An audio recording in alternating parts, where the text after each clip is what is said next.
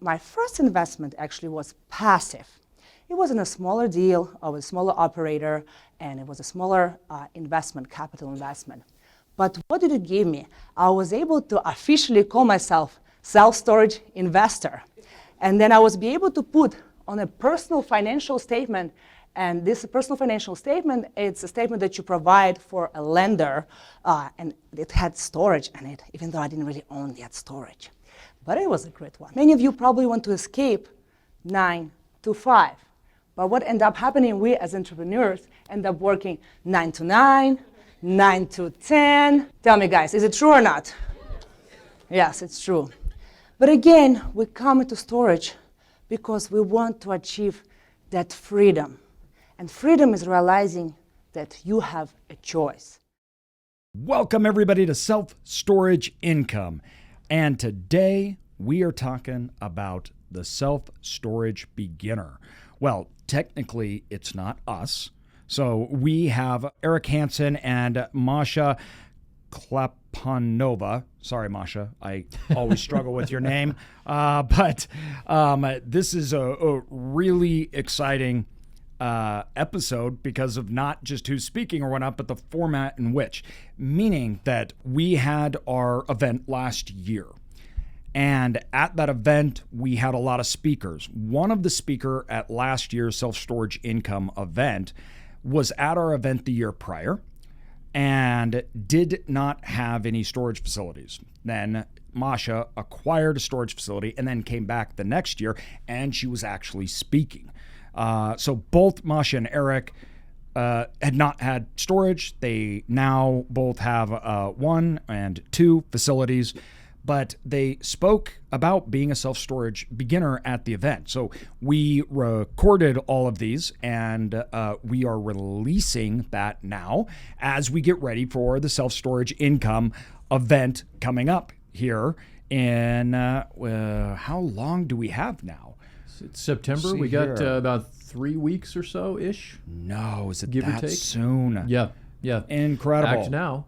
It's coming up really fast, and man, it's so cool to be able to tell 26th. these stories. Yep. It's coming up fast, guys. It Got to is. move on it. That's right. Links down below. You guys can go check out dates and everything. But it's so cool and so important to share these stories of these individuals who, are connecting with the storage community, getting educated, learning how to invest, find deals, all of the aspects that you need to get started, going out, actually implementing that knowledge and skill, and then being able to actually close on facilities, become investors, go back to an event a year later. It's just so cool, man. Well, and self-storage, saved kind of Erik's whole business and everything, because this was in COVID, and he was a contractor and everything, and COVID hit his business hard. It decimated, right?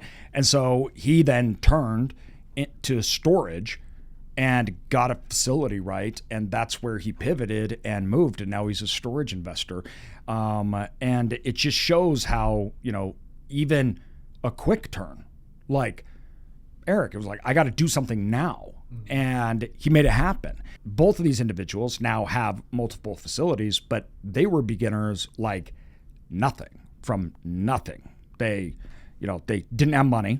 Masha had none. Masha's from Russia. And she came over here, I believe, with her mother, and she's really young, and she made it happen. For all of you, this is going to be kind of a look at some of this. We're going to release more content. First of all, it's just really good content. We have incredible speakers, incredible information that we haven't released. And moving into this event, we'll try to get more of that out there so you can see the quality. The location, the networking, everything is amazing. So make sure you're there. And for now, self-storage beginner, you guys can listen to Masha and Erik and take in their experience, wisdom, and knowledge. Love it. Let's dive in. 1, 2, 3. Self-storage! Thank you very much. So I'm excited to share with you what I've been through and what everybody, even though you're maybe a newbie or you've been already highly experienced in the industry, I'm sure you will get something. Many people like to expose online only the good part. But let me tell you, it's not all about it. There is hard work, there is discipline, there is persistence, doubt, sacrifice, late nights, failure, lost deals, betrayal, risk, rejection, fear, disappointment, and almost ready to give up. But let me tell you, I strongly believe that we don't have to go through all of that in order to become successful entrepreneurs, investors, and self-storage owners. And that's why I'm here today to show you and get my commitment to you is to make your journey easier. Many of you probably want to escape 9 to 5. But what ends up happening, we as entrepreneurs end up working 9 to 9, 9 to 10, 9 to 11, plus weekends and holidays. Tell me, guys, is it true or not? Yes, it's true. But again, we come into storage because we want to achieve that freedom. And freedom is realizing that you have a choice, whether it's time freedom, whether it's location freedom, or maybe financial freedom. But we can also achieve that freedom not only for ourselves, but for our family, friends, partners, and investors. So that's why let me introduce you to my Freedom Flow formula, which is the acronym LEADER. So L stands for logical systemizations, E for elimination, A for automation, D for delegation, E for empowerment, and R for rinse and repeat. So let's start with logical systemization, or simply you could call it systems or processes A to Z. So what is Z? Z is simply our final destination, or your small goal or big goal. So small goal could be this week you want to put an offer on a deal. Or as it could be buying 5 more storages this year. And we actually got 5 storages under contract. Thank you. So how to get to that Z? We have to take steps A, B, C, D, E, F, G, H, I, and whatever else it takes more. But most of us tend to keep those steps just in our head. We don't write them down. We don't put them in a software. We don't plan and strategize. But is it the most efficient way for us to get to Z, just to keep it in our head? So that's why I knew that Z is our vision. And in order for us to get that vision, I knew I had to get closer to my vision. So when I didn't even get any storage, on my LinkedIn account, I put a self-storage background. And also on my Facebook.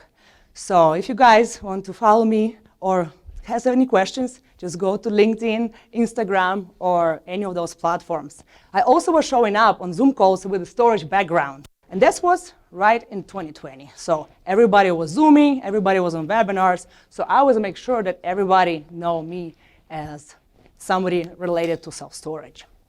I also put my title as self-storage investor. And my first investment actually was passive. It was in a smaller deal of a smaller operator, and it was a smaller capital investment. But what did it give me? I was able to officially call myself self-storage investor. And then I was be able to put on a personal financial statement, and this personal financial statement, it's a statement that you provide for a lender, and it had storage in it, even though I didn't really own that storage. But it was a great one. You also get to build a relationship with the general partner and see what's going on behind the scenes. And on top of that, of course, you will get all the benefits of passive investing, which is tax advantages, building wealth, passive income, and hedging against inflation. So, but what gets us away from our vision? Let me give you an example. So I started building my business plan, and I took it a little bit too serious. I wrote 80 pages. I spent countless hours. Of course, I pretty much almost lost the deal because I was just, that perfectionism were getting away. But at the same time, let me tell you that I was be able to create that step-by-step process and share it with lenders, with partners, with investors, but most importantly, I had the process for myself. And I knew how to get to that Z, how to get to that my vision, my end destination. And another example you guys probably all familiar is deal analysis. Who've been stuck in analysis paralysis? Right? We're just analyzing, we waste so much time, we are just so promising to brokers, whoever, sellers, those we're not delivering them. We are being able stuck. And of course, what happens? We lost deals that way as well. But when I was working so hard and being the perfectionist, I was able to develop my own model.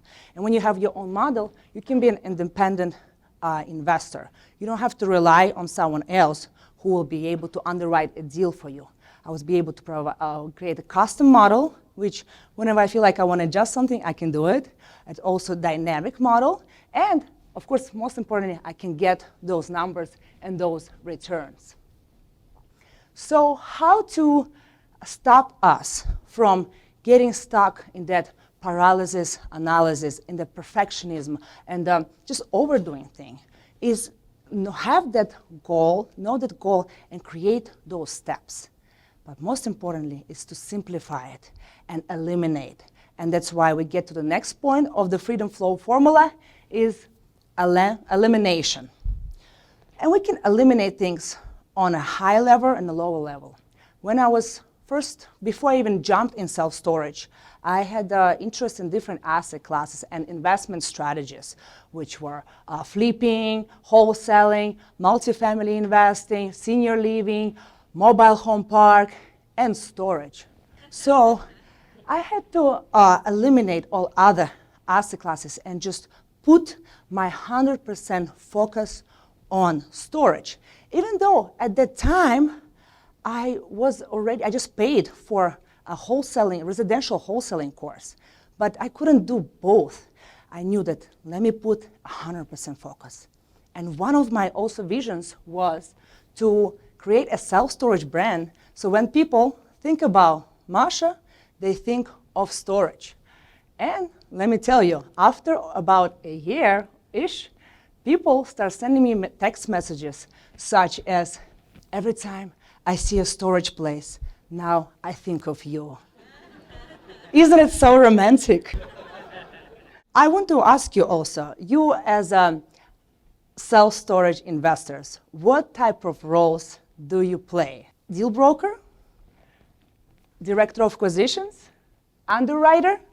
Investor? Property manager? Mortgage broker?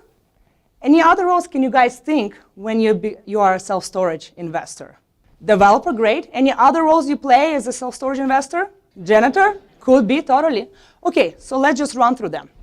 Graphic designer, website builder, wholesaler, architect, market research analyst, boots on the ground, inspector, IT specialist, HR manager, photographer, capital raiser, motivational speaker, and you all guys, conference goers, right? So we definitely play a lot of roles. So when you look at list, I'm like, I think it's a lot. I felt a bit overwhelmed. So you have to understand what can you eliminate when you're starting out, when you're already in process. What's the most important will get you to your goal. So for me at the time, it was social media. Even though I'll start producing social media later on, in the beginning, I knew I had to put focus on other roles, and then already later on, I can focus also on social media. But unfortunately, sometimes we cannot eliminate important steps. So what we can do next is automation and automate.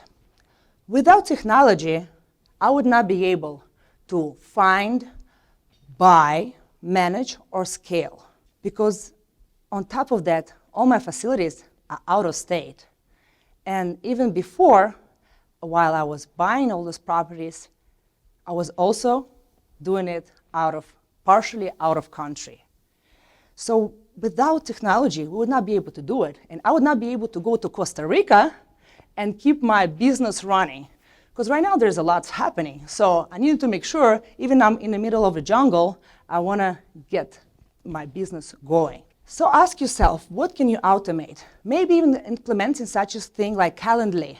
If you're familiar, instead of just setting up calls with somebody, have a Calendly link so you can schedule calls with potential investors, potential partners, quicker and easier for everyone. But if you cannot automate, what can you do next? Unfortunately, we don't have robots that can find, buy, manage, or even scale our facilities.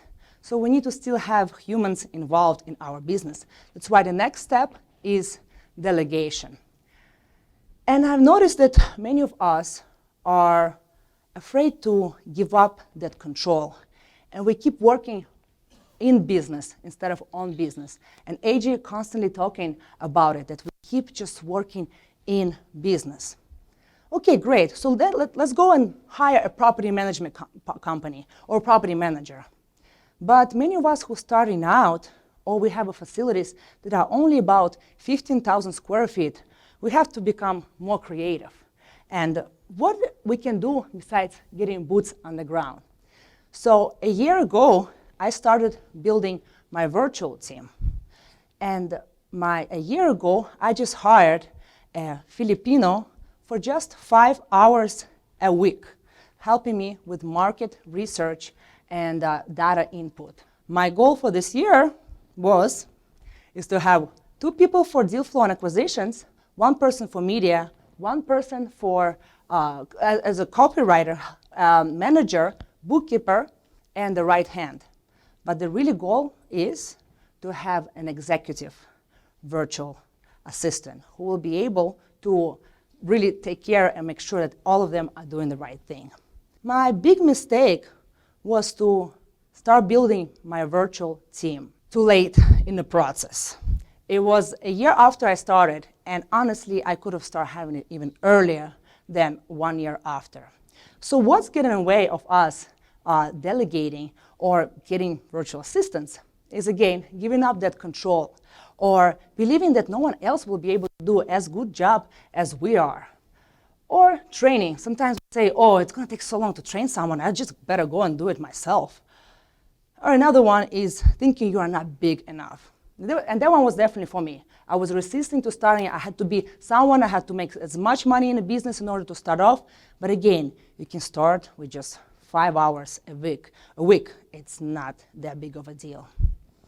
So what can we delegate? So one of the easiest way to really determine how can you start delegating is to create this table and see what you don't like doing and you are not good at. What you don't like but you're good at, what you love but not good at, and what you love and good at. So I knew that in the beginning, I was not the best at anything like maintenance or physical improvements. I'm not a big fan of like writing emails or copy and paste things and data input. When I receive deals, I have to put it on my underwriting model. It was becoming pretty annoying copy and pasting that unit mix, right? And sometimes you get that long unit mix, copy and pasting. It was such a waste of time. So that was the first thing that I delegated. Then I was looking, what else I don't like but good at? Underwriting and writing and in systems and market research. So market research, again, there are certain ways you can go special websites, and I knew that it's another great way to start delegating. What I love, but not really good at, is video editing. It's fun to create all those reels and stuff, but is it really the best thing I should be doing? Not really. So I knew getting a VA and helping with that was definitely sufficient. And what I love is creating systems. So when I create the systems, it's great. I enjoy them, but I don't like, again, writing them down or putting them in the software. My VA will be doing that for me. And I also love build relationships, being with you guys, meeting new people, and building teams. And you never know, coming from this conference, who will be our potential partner, who will be our potential investor, or who somebody will be introducing. So it's beautiful what we can create at these amazing conferences. And another thing, of course, I love doing is inspiring and empowering. And that's what I'm doing right now. I hope I get to inspire a little bit of you guys and empower. So let's get to the next point, talking about empowering, is next puzzle. If you cannot delegate, you must empower. And what is empowerment? Empower is to give that big role to someone and trust them that they will be able to make that important decision for you. So right away you would think it's potentially a lawyer. They will probably make important legal decisions for you, or a partnership. So how do you find partners? Well, let me tell you, there is a better question to ask. Who are you and who your partner should be? So you can do an SWOT analysis of yourself. Don't just do a SWOT analysis on a business, but on yourself. What are your strengths? What are your weaknesses? What are your opportunities? And what are your threats? Or another way to look at it is this pie. So money, network, know-how, and time. When I started, I wasn't super rich, okay? So I knew I couldn't just go and buy those facilities like easily. So I needed to find partners and investors. Network, I was zooming with my storage background, building those relationships. So when I started, even though maybe I was comparatively new, I already knew people. That's how I found my partners. That's how I found my deal. So network, we can all build it.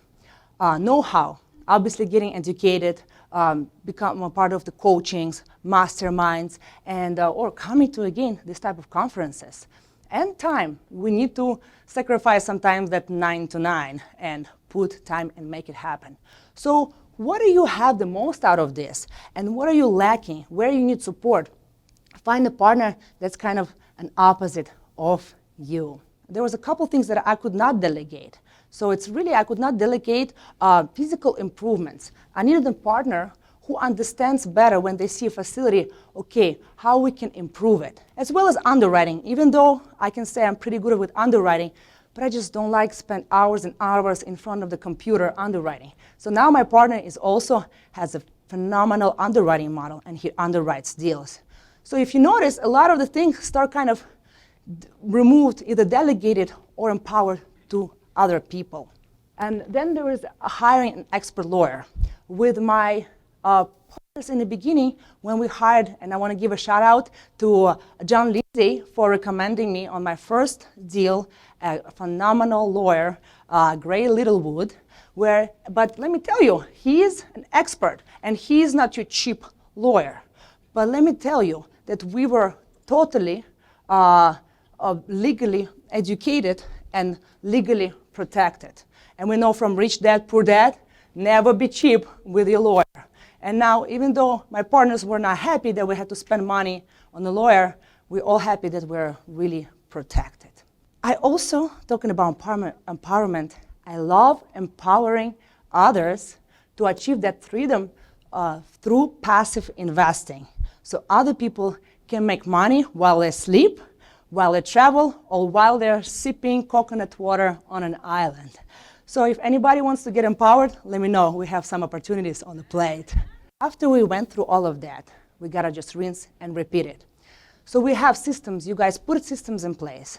Then you're able, so let's say that 100% of all the steps that needs to be taken. Then you're able to eliminate something. Maybe you're able to eliminate 10%. Then you automate. You're able to automate another 10%. Then you delegate 20% and empower your partners with another 30%. And you can really free yourself up. That's why, guys, I strongly recommend apply Freedom Flow formula and be the leader. Be the leader. And if I'm not special.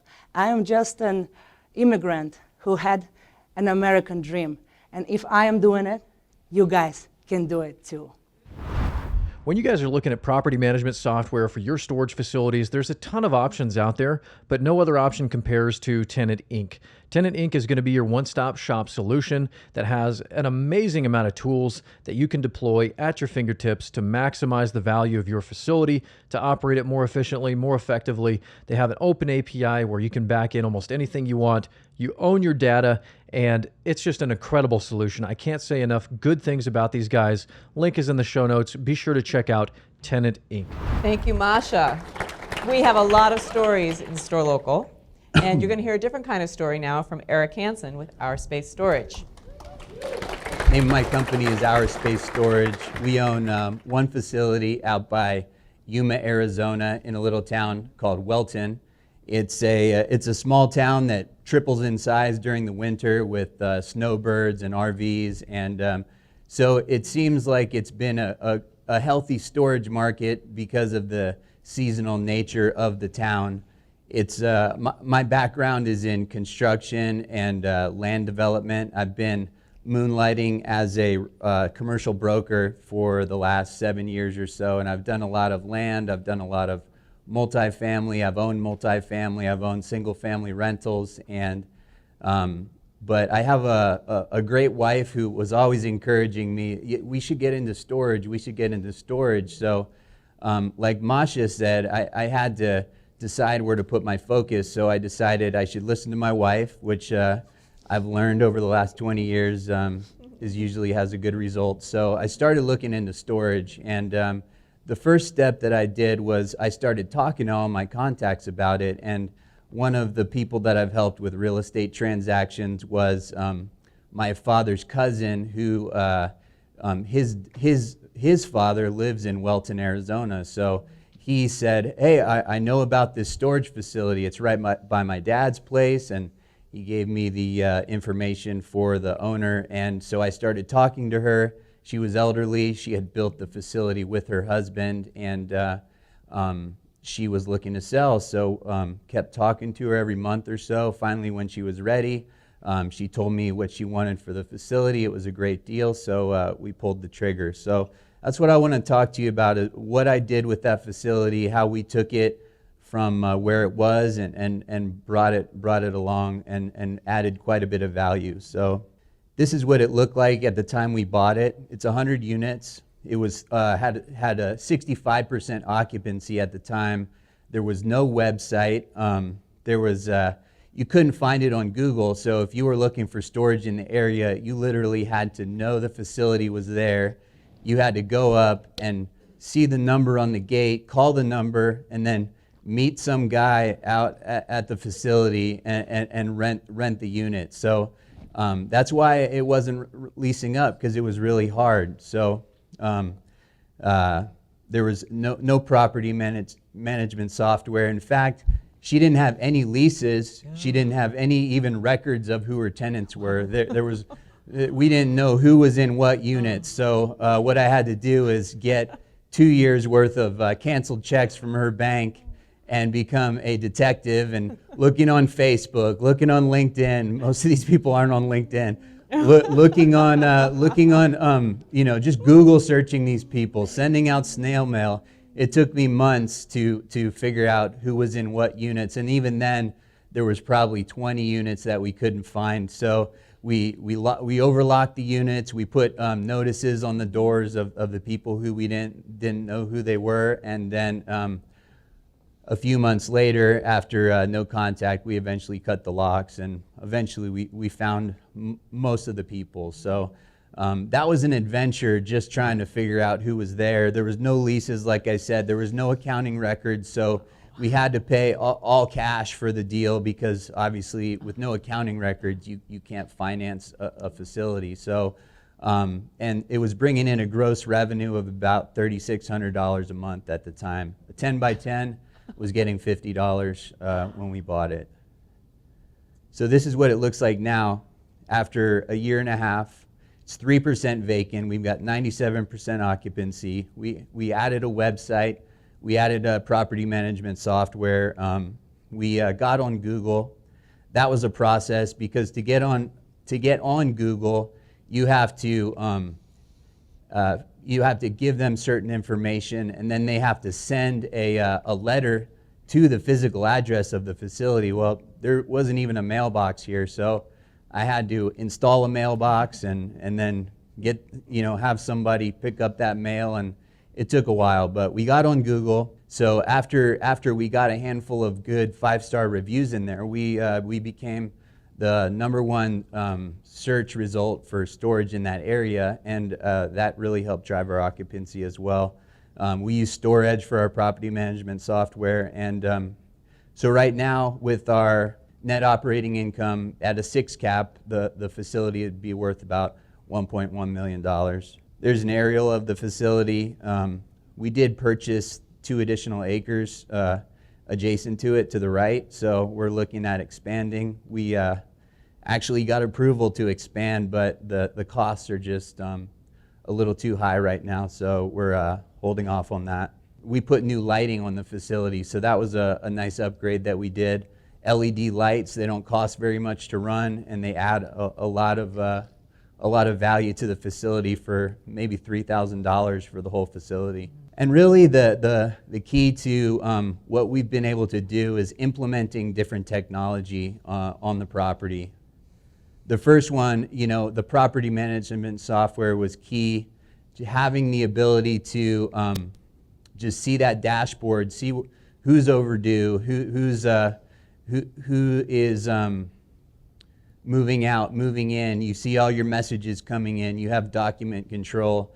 I mean, that the functionality of a good property management software is amazing. And we got our website done through storage as well, so people can make payments through the website. You can also do analytics on your property management software where I have mine set up so once I go above a certain occupancy, it automatically raises my rents for me. So I can set that, and then if once it falls down, it'll drop the rents, and then drive the occupancy on the whatever size unit is struggling at that time.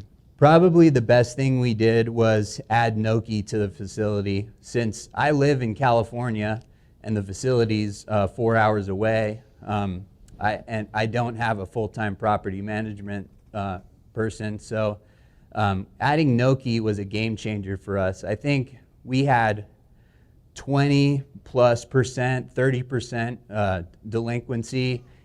By the middle of the month, there were still people paying rent. I was spending a lot of time on the phone, sending emails, trying to get that money in the door. So now when people are late, they can't get in the facility. It's fantastic. Another thing that helps manage the facility with Noki is I can control what hours they come in. I can see who's using the facility more. I can see who's on the property. Sometimes people want to go look at a unit, I can go on my phone and I can just open the gate right from my phone wherever I'm at. I can tell them what unit to go to, open the unit for them. They can look at it, and everybody's been impressed by it. So I've been very happy with Noki. It costs about $300 per door to put in, but it was well worth the investment for us. I think I mentioned this. The delinquency process is much easier with Noki. When you're getting ready to go to auction, you just change the status of the unit to auction status, and then who's ever on site can go in there and take pictures and access the unit, and it's been amazing. It's also really good for the tenants too, because they can see if their door was locked. They can see who's been coming in and out. They can also, it's very easy. You just hit a button if you want to give access to your friend or your spouse. You just share access, and then it sends a text right to the other person's phone, and they can access your unit. You can do it for a day, a month, a week, or indefinitely. You can share the access. So if there's someone who just needs to come in for one day, the tenant can do that. People have really liked that function. Another amazing thing that helped me out a lot with my delinquent payments was I used a collections manager, which it's by a company called Call Potential. And the nice thing about the collections manager is it will just hound your tenants until they pay. And every time they pay, it gives them the option to join on auto pay. So once they go past, or when the due date's coming up, it sends them a reminder text, and then there's a link that they can just click on the text. And then once they get overdue, it starts sending them, like it alternates between a text, a robocall, an email, and with every communication, there's a link, or if it's a phone call, they just press a button to make a payment. And so it makes it real easy for me. I hardly ever have to make a collections call anymore, and my delinquencies are down to less than 5% by like the middle of the month every month. So this has been a game changer for me. I highly recommend looking into that if you're having trouble getting money in the door. Another thing that I did was hire a call center, so I didn't have to. I work a normal job. I'm sure a lot of you guys do. So I can't just in the middle of meetings all day just take calls for tenants who are having issues. So now my call center handles at least 80% of the issues that come in. They take rentals. They handle problems for me, and it's been a great service. If they miss a call, or if someone calls in with a lead that they're shopping around, I get that email right away, and then it's $25 for them to take a rental. So if I see a lead come in the door and it's not followed by a rental notification, I follow up right away, and I try to save myself $25, and that's been great. I get the voicemails, I get them on my email, I can listen to them and return those phone calls. Some other things that I feel like have really helped drive the value and my occupancy on my facility are good accounting. I mean, that's why I paid such a low price for the facility, in part because she didn't have good accounting. Every month I get my profit and loss statement. I see what my net operating income is, and then I can show that to a bank or a prospective buyer someday. So as I mentioned, getting on Google Maps was huge too. Getting those 5-star reviews really ups your rankings in Google. Getting good pictures online, and one key thing that we did was we hired one of our tenants to be our on-site person. So when units need to get swept out, when there's a door that's jammed, when the gate's not working for some reason, my on-site guy will go out there and take care of that for me.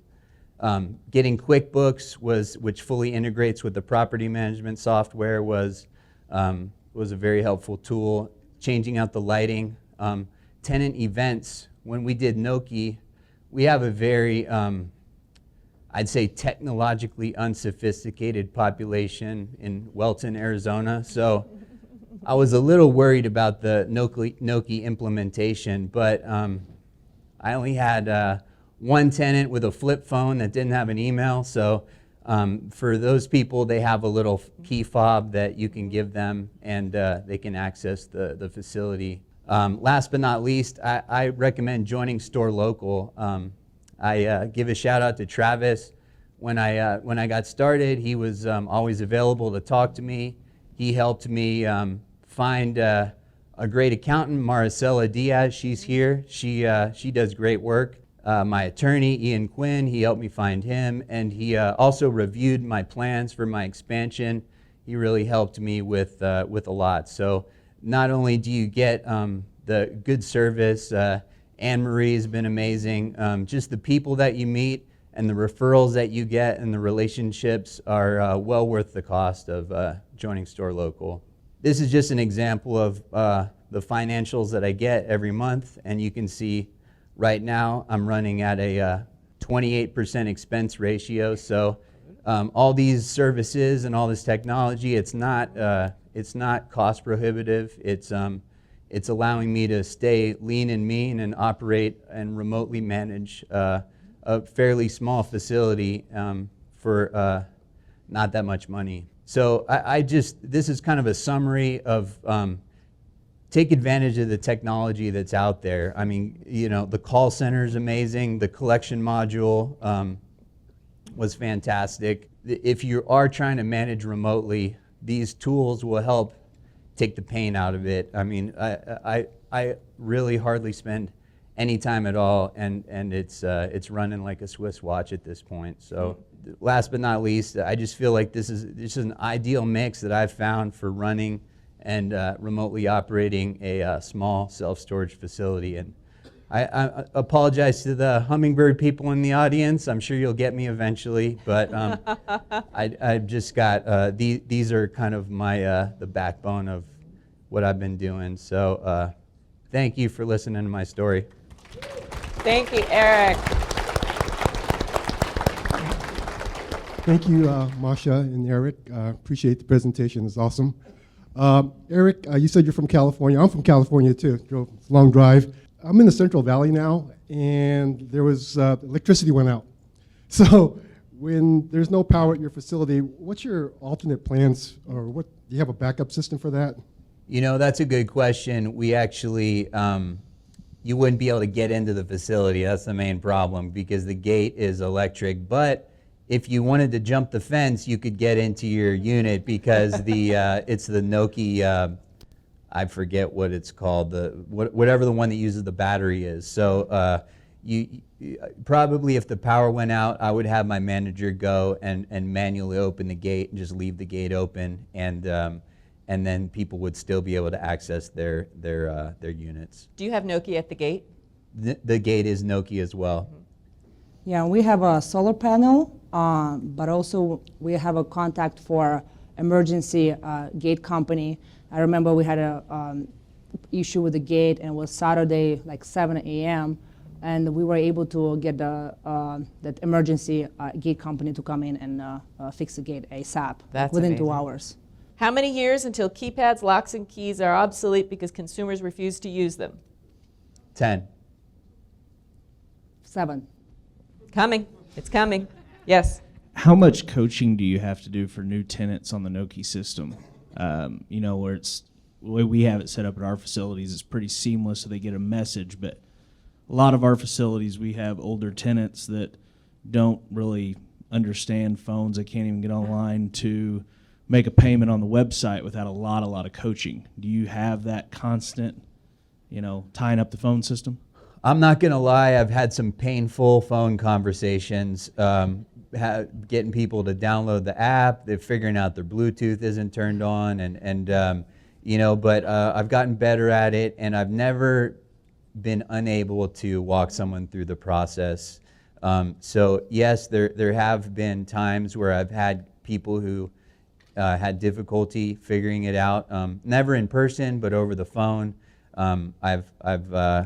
I've had that, but I definitely wouldn't say it would have changed my path. If I could have seen the future, I still would have done the same thing. It hasn't been that difficult. Thank you very much, Masha and Erik. Thank you. Thank you. All right, everybody. Now, you guys have got a preview of what multiple days of the event looks like, and this is a self-storage beginner. A lot of people I hear are somewhat nervous. They go, well, I haven't done anything in storage. Should I go to the event? And that's why you should be there. And I love these stories because of how much excuses and mental blocks that we put in front of ourselves. And I think even as experienced investors, we start to lose sight of the mentality of even when like how much action we had to take even off unknown things, right? And being and hearing these people back in that position, it reminds me, right? You can't know everything, and you have to take action and how to limit downside. And we talk a lot in this podcast about the things you need to know. This may be macro things. This may be where conditions are, because what we're trying to do is help you understand those things that you don't know, right? So it can help you make decisions and move forward. But a lot of people rely too much on the idea that they have to know everything before they get started. If you listen to this podcast, first of all, you know I can't even express how much more you know about storage than I did when we started. It's not even measurable, right? So true. There was nothing. There was no books. You know already so much more. And so these stories are not only just inspiring, but very, very helpful for individuals at multiple levels, whether you're experienced, whether you're a beginner, but you have a few facilities, or whether you got nothing, right? Whether you're an immigrant, whether you hadn't even considered storage, but now you're in a place to where you have to consider it. It also shows, too, the difference that these events make. I mean, I remember talking with Masha and everything, and she said next year I'm going to be a storage investor. And then someday I'm going to be on that stage. A year later, sure enough, she had facilities, she was moving, and she accomplished that goal. So make sure you guys sign up at the link below. September 26th. It is a very close, tight-knit group here. You're actually with the speakers. We're at a resort in Coeur d'Alene, Idaho that's stunning. It's absolutely beautiful. It's not a huge, massive event where you're just a ticket walking around. Very intimate. Very intimate. And we keep it that way. And we want to see that range of investors, that networking that takes place, that's happening. So make sure you guys get everything locked in. Follow the link below. Get that book today.